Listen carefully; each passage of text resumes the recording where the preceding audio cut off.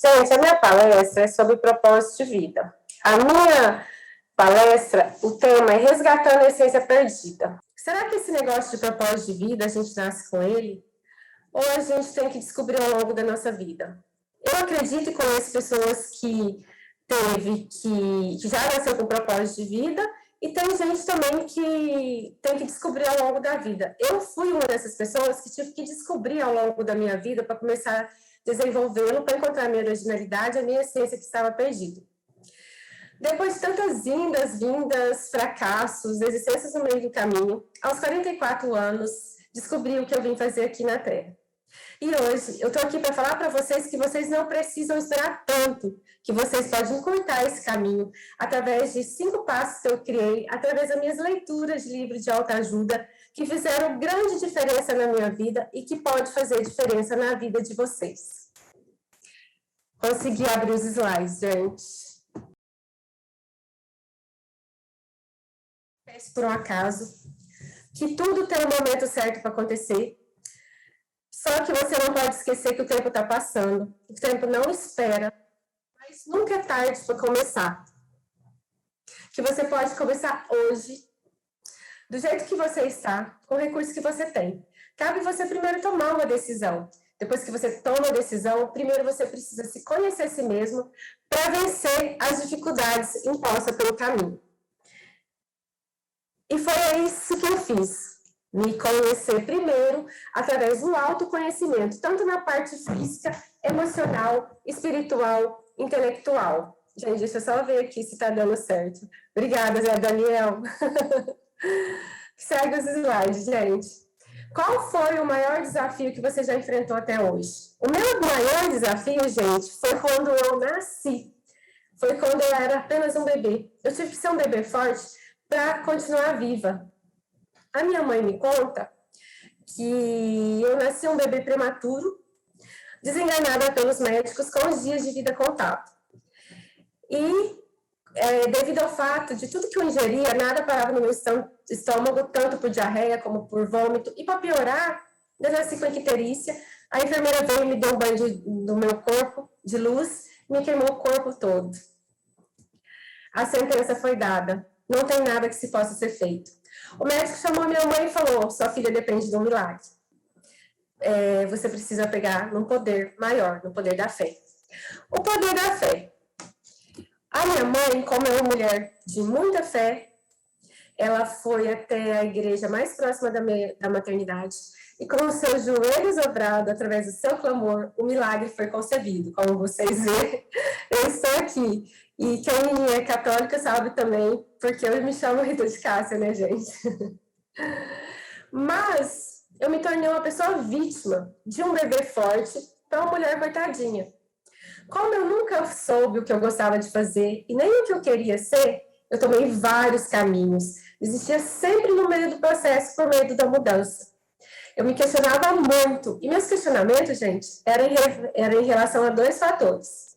Se eu estava bem assim, ou se eu estava vivendo numa zona de conforto. Eu tive que lutar contra o medo da mudança. A primeira dor da infância. Cuidado com as palavras, elas podem causar um grande estrago emocional. Eu não me lembro muito da minha infância, mas eu me lembro que eu era uma criança muito feliz, como qualquer outra, gostava de brincar. Mas eu acredito que, como meus pais, eles tiveram muito medo de me perder quando eu nasci, eles começaram a me criar numa redoma, como se eu estivesse dentro de uma bolha, que ninguém podia me causar nenhum tipo de constrangimento. Porque eu era frágil, indefesa, dependente das pessoas, coitadinha. E para piorar ainda a minha situação, na 4ª série primária, a professora de matemática chamou minha mãe e falou que eu não prestava atenção na aula. Eu vivia no mundo da lua. Minha mãe, mais que depressa, me levou no médico e o médico diagnosticou como TDAH, que todo mundo mais sabe do que é déficit de atenção. Então, piorou a minha situação. Agora eu era frágil, indefesa, coitadinha, não sabia me cuidar, me virar sozinha, e agora com dificuldade de aprendizado. Eu, assim, me considerava mesmo o palavreado popular mesmo, burra mesmo. Então, eu já comecei a acreditar desde aí, da minha infância, que eu não tinha, eu não conseguia aprender, e que eu comecei a acreditar que para ser alguém na vida, ou a gente tinha que nascer um gênio, ou rica, né? Então, ou muito, assim, inteligente, né? E eu não era nada disso. Então, eu já me comparava já com meus colegas desde então, que eles sempre eram melhor e mais inteligentes do que eu. Aí, com isso, o que me deixava mais feliz na minha infância e na adolescência era a dança, porque o que eu menos gostava de fazer era estudar. Criou pânico, me dava dor, porque eu achava que eu não aprendia. E eu tinha medo, eu tinha pânico de estudar, que eu sabia que eu não ia aprender. Então, eu queria passar para o lado artístico, porque eu achava que era mais fácil, não exigia esforço, dedicação, muito menos estudo.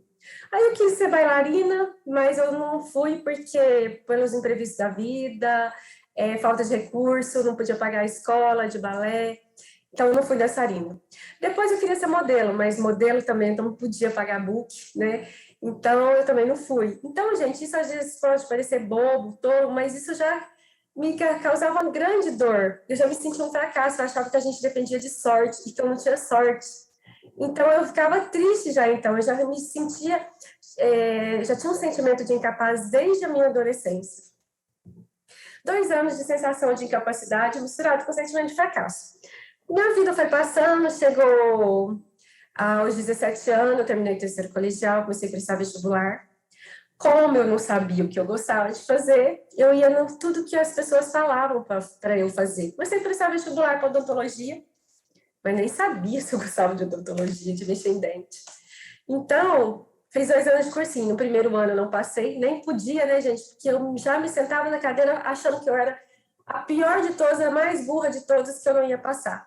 E eu tinha tanta sensação de fracasso, e eu me cobrava muito, e aquilo me causava muita dor na hora do vestibular. No segundo ano de cursinho, eu comecei a prestar vestibular para todo quanto é tipo de curso, porque eu queria entrar. Tendo um curso superior, pelo menos, eu podia encontrar um emprego melhor. Em 1998, eu tinha 19 anos, gente. Olha isso, quanto tempo passa. Eu passei no vestibular de farmácia, bioquímica. Comecei a fazer farmácia, e ao mesmo ano que eu me passei no vestibular, conheci meu marido, me casei no terceiro ano de faculdade, e faltando 2 anos para me formar, ganhei minha primeira filha. Enfim, ufa, depois de tanta dificuldade, agora casada, formada e também mãe. Então, eu me tornei dona de casa, esposa, mãe. Depois de 2 anos, eu ganhei minha segunda filha. Então, eu estava vivendo um momento feliz, mas ainda senti um vazio muito grande de mim. Eu queria buscar o meu propósito de vida, mas eu não sabia como eu iria encontrar meu propósito. Não sabia o caminho que eu tinha que seguir. Mas, como a maternidade, gente, é a coisa mais preciosa de uma mulher, e minhas filhas precisavam de mim naquele momento, eu me decidi a dedicar a elas. Eu quis morrer várias vezes, aquele bebê forte que lutou tanto para viver, tinha perdido a força.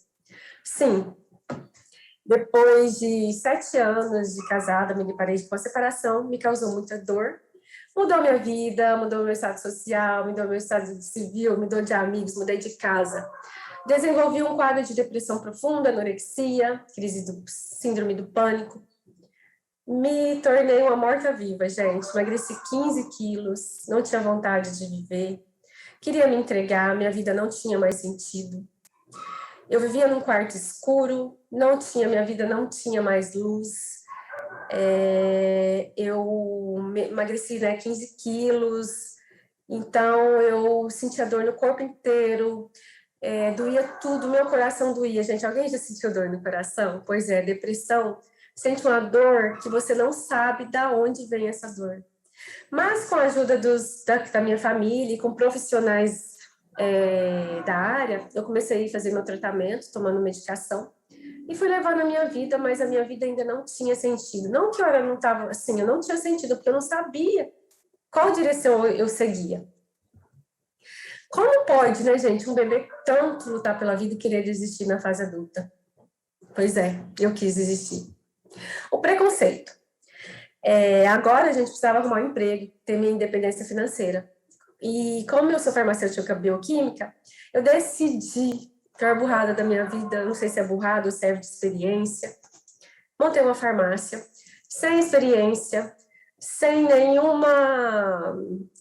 ninguém me ajudava, nenhuma família, nenhum apoio familiar, totalmente desestruturada emocionalmente, com depressão, né? Contratei um balconista, eu achava que abrir uma porta de uma farmácia eu ia ganhar 15, 30 mil por mês e já meu problema estaria resolvido. Mas não, gente, tudo é um processo, é tudo lento. Minha farmácia ficou aberta 2 anos e meio. Esse balconista me ajudava, a gente fazia visitas nas casas para conquistar clientela. Alguns compravam, outros não.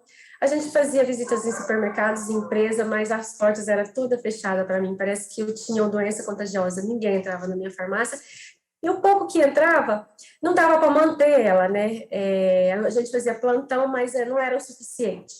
Então, eu resolvi vender.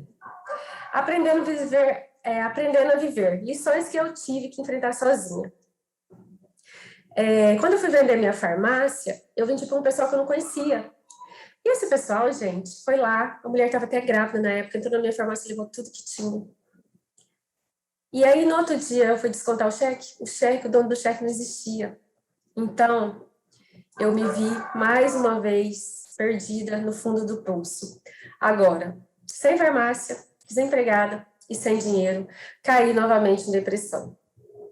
E logo em seguida, tive uma grande perda na minha vida. Meu pai, ele acabou falecendo, me deixou um grande vazio, uma grande dor, uma grande saudade. Mas, como eu comecei a deprimir de novo, só dormir de novo, não queria mais viver mesmo, achava que Deus tinha esquecido de mim. Um dia, no meu quarto, durante o dia, o constrangimento que originou o grande motivo do meu recomeçar foi minha filha entrou no meu quarto, eu tomava aquele remédio para dormir, eu tomava durante o dia também, porque eu que vivia no quarto escuro. Então, minha filha chegou em mim e falou assim: mãe, você só dorme. Se você ficar triste, eu fico também. Então, gente, aquilo me causou uma grande dor e me fez enxergar que eu tinha 2 filhas, as coisas mais importantes da minha vida, e eu me comprometi a sair daquela depressão, daquele quarto escuro, e através da oração e do poder da fé. Então, eu me reconectei com Deus. Todo mundo sabe que para a gente criar uma intimidade com Deus é através da oração, da leitura da palavra. Cada um tem seu jeito, né, gente? A minha foi entrar para o meu quarto, fazer minhas orações, ter o meu momento com Ele. Porque durante esse percurso da minha vida, eu desacreditei de Deus. Não é que eu não acreditava que Ele existia, é que eu perdi a fé e achava que Ele não gostava de mim, que Ele tinha esquecido de mim.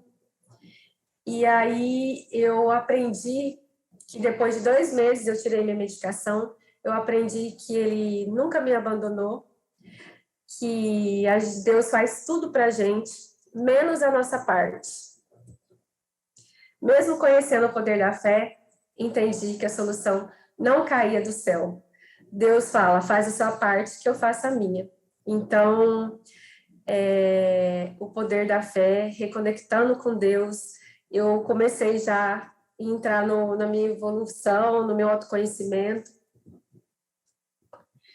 Eu me sentia andando em círculos, sim, cansei de andar em círculos. Eu girava, como eu desistia sempre no meio do caminho, por algum tropeço, por alguma... às vezes eu não acreditava naquilo, eu acabava voltando sempre para o mesmo lugar. Mas quando você não sabe para onde ir, qualquer lugar serve. Essa frase eu peguei no livro dos países, da Alice dos Países das Maravilhas, me identifiquei muito, isso é verdade. Que eu mais fazia era isso.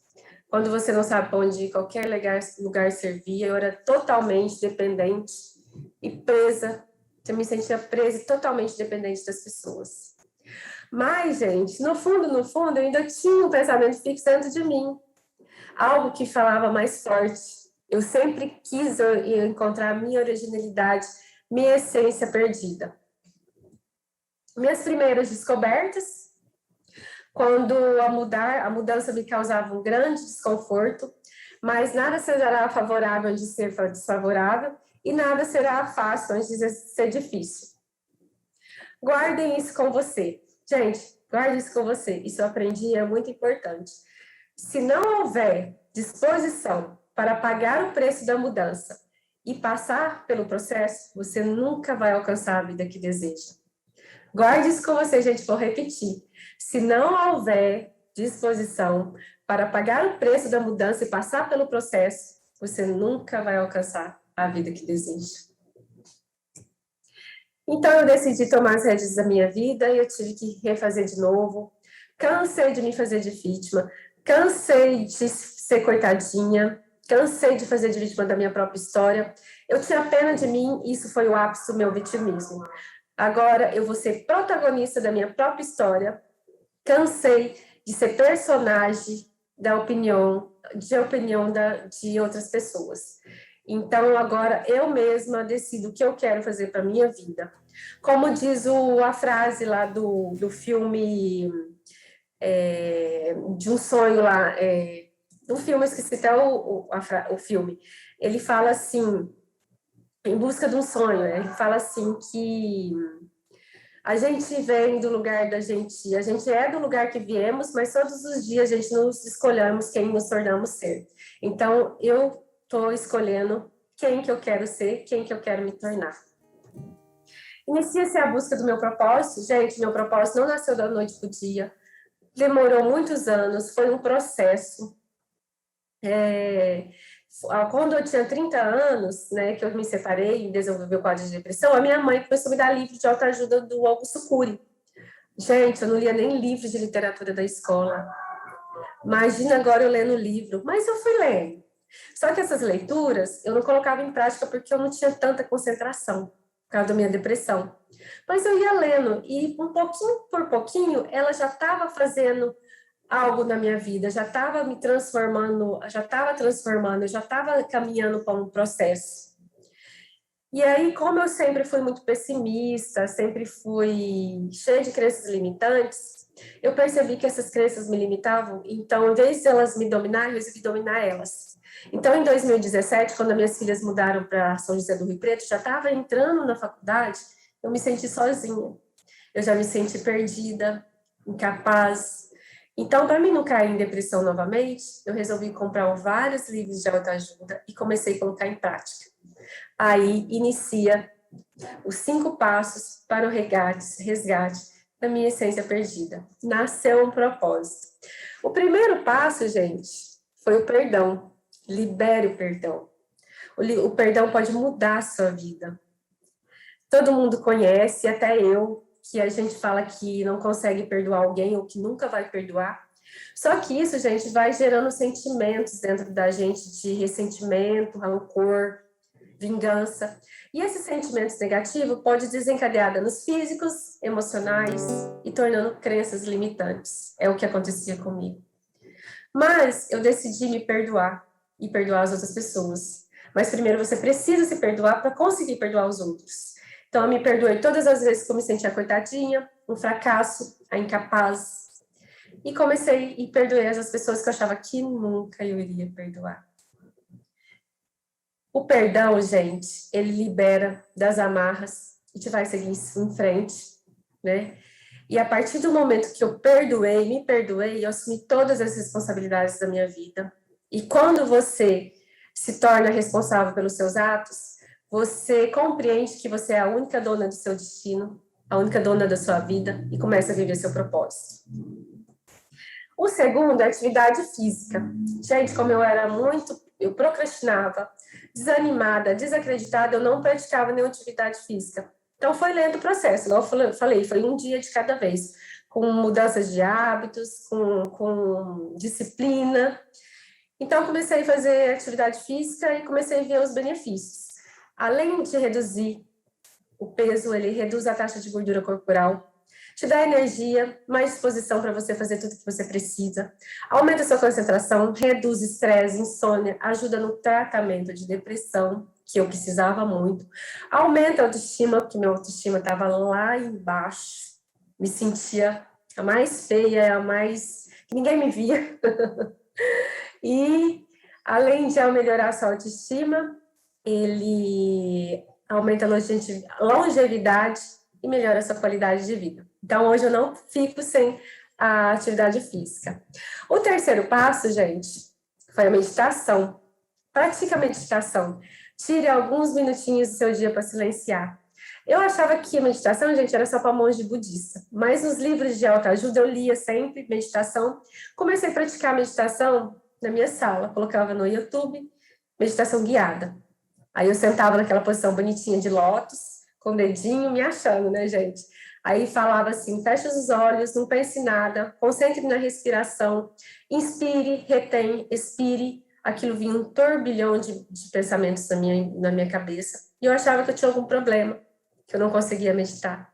Eu queria até ligar para a monja, não sei se você já ouviu falar da monja Coen. Então eu queria ligar para a monja para perguntar se eu tinha algum problema, mas nada. Era falta de disciplina e mudança de hábito. E hoje em dia eu faço a minha própria meditação, que ela me ajudou no meu autoconhecimento, no tratamento da minha depressão, no descoberta, para me encontrar meu propósito de vida. A meditação, ela controla seus sentimentos, consequentemente, ela controla suas emoções, ela te conduz a sua mente para um estado de paz, tranquilidade, relaxamento, faz você se conectar com o presente, você para de ficar concentrada no passado, preocupar com o futuro. E um dos benefícios que eu mais gosto da meditação é que ela aumenta seu estado de alegria e ela reduz os seus pensamentos negativos. Então, pratique a meditação.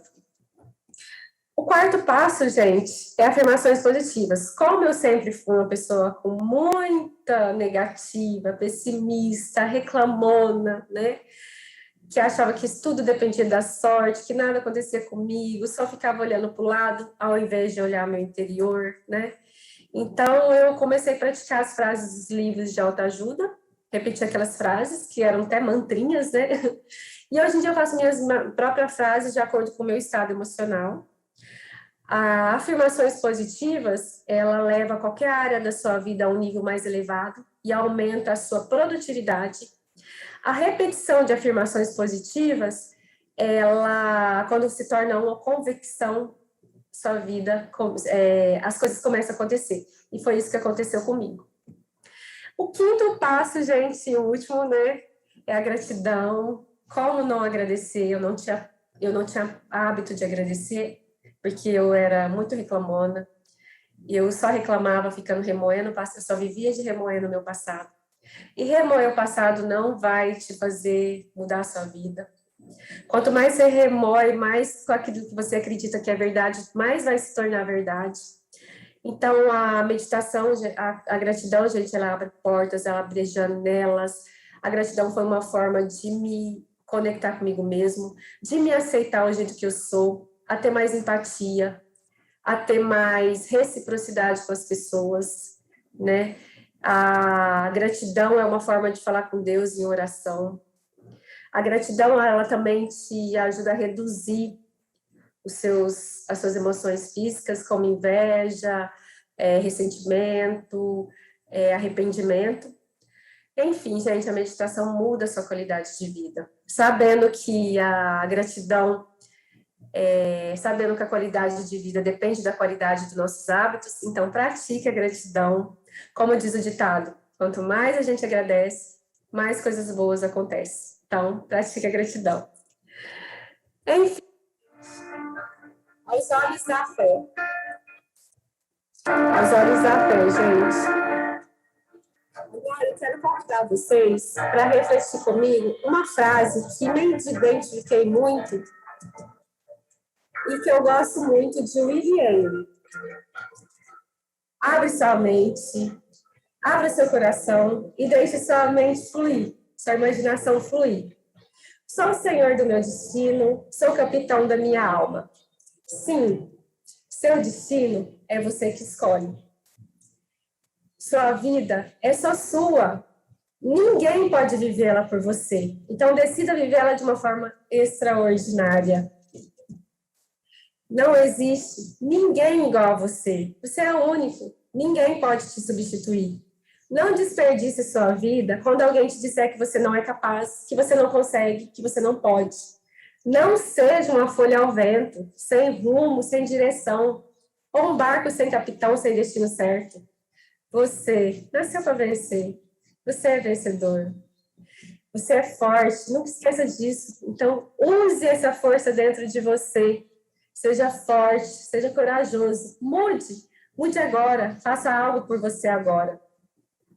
Vencedor que é vencedor, não acredita no impossível, porque ele faz tudo tornar possível. Sabe por quê? Porque ele acredita em si mesmo, tem uma fé inabalável e tem força de vontade para fazer as coisas acontecer.